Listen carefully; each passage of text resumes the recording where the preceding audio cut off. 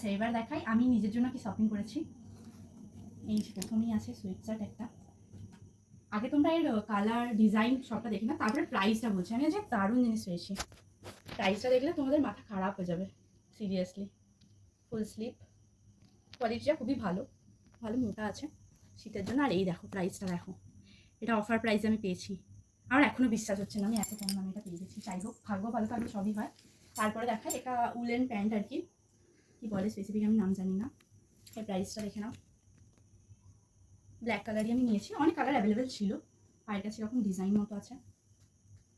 তারপরে এবার এটা দেখাই, এটা হ্যান্ড গ্লাভস, বুঝতেই পেরে গেছো 99 রুপিজের।